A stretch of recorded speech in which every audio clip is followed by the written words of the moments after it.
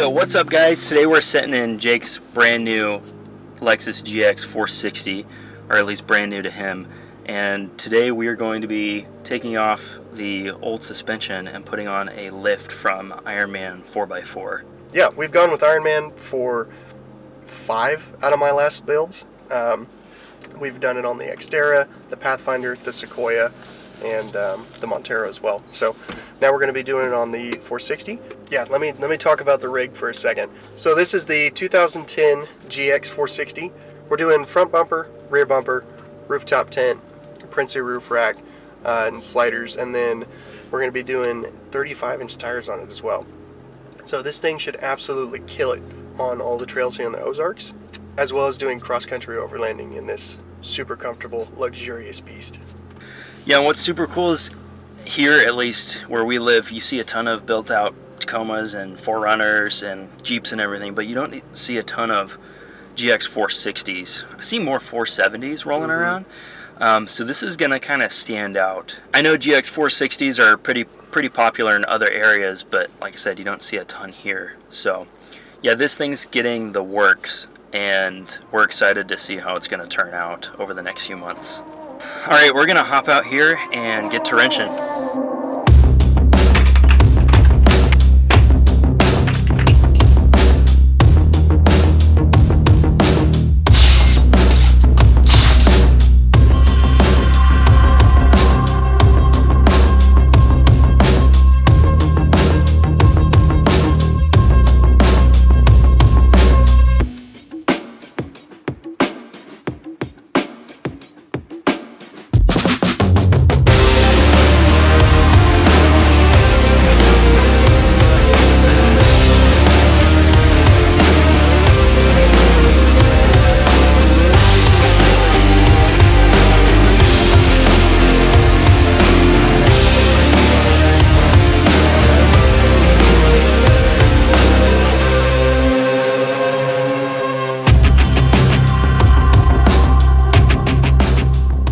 So here's a comparison between the old shock that we just removed from both front sides and the new one. You can see this is a Toyota part. Obviously, what's interesting is you'd think this would be a little bit longer, but actually the lift doesn't come from the actual shock being longer. It comes from the spring being stiffer and compressing less. So even still, it does look like the Ironman Foam Cell Pro is like maybe a 1/4 inch longer in length when fully extended, just eyeballing it. What's really nice though is you can set the preload on the spring and actually change the ride height by adjusting these lower spring perch lock rings. So there's lots of adjustability here. One thing that tells me that these are high quality shocks is just how big the piston rod is here, the stanchion. I mean, it's pretty huge. It's going to be able to take lots of abuse. Alright, we actually just removed the rear shock on the driver's side.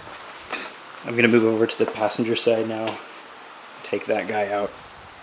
But there's a huge difference between the weight of the new shock and the old one. We got curious, so we're actually going to measure it. I got 5 pounds 7 ounces roughly on the old one, and on the new one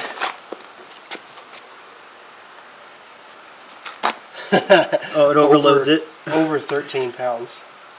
Yeah, so more than double the weight on the Foam Cell Pro versus the stock shock, just due to it being a lot heavier duty.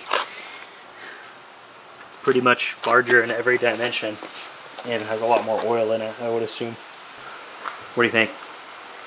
I think I'm fried. Cooked. It's coming together though.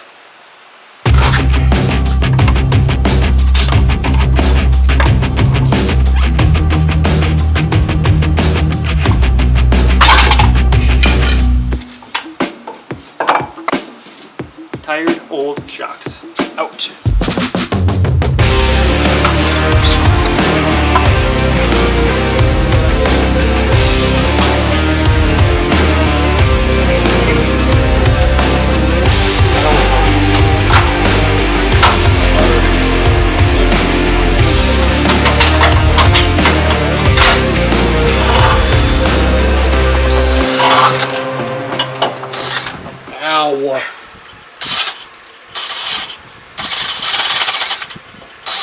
Ow!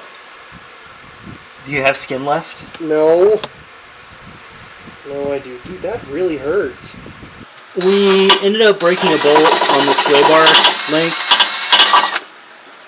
and it's in a really tough spot, so we're going to try to drill this out and extract it with an extractor set, but this has really set us back. Until then, it was going pretty smoothly. We got the springs in the correct spot, all set and ready to go. We need to install the rear shock still. There's the top mount, just all going to slide into there, but yeah, this is a little bit of a setback. We're going to have to get this broken bolt out before we can do anything else. Alright, so I'm going to go ahead and assemble the rear shock right now, since we've got a bolt that we're going to have to extract later. So we're going to go ahead and install these while we can, and then worry about that rear shock, or the KDSS mount later. So Ironman gives you some hardware here to replace the old stuff. I've got some more stuff that's going to go on here, but first this has to be up in the vehicle. And then another thing that's important on these rear shocks is the mount here is actually offset a little bit from side to side, so you have to make sure the orientation on this bottom portion is correct before you bolt this on.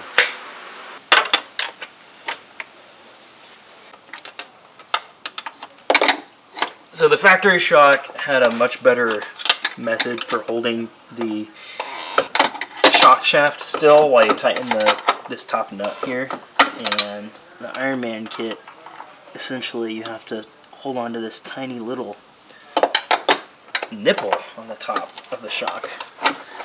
It's kind of a challenge, but this top shock nut has to be very tight. There goes the flashlight, because you want to squish these bushings down so that none of this hardware shifts or moves when the suspension is cycling. Really, this is just kind of like a moment where you need to exercise some patience, because these threads are super long-winded, so you're going to be at it for a while putting these rear shocks on.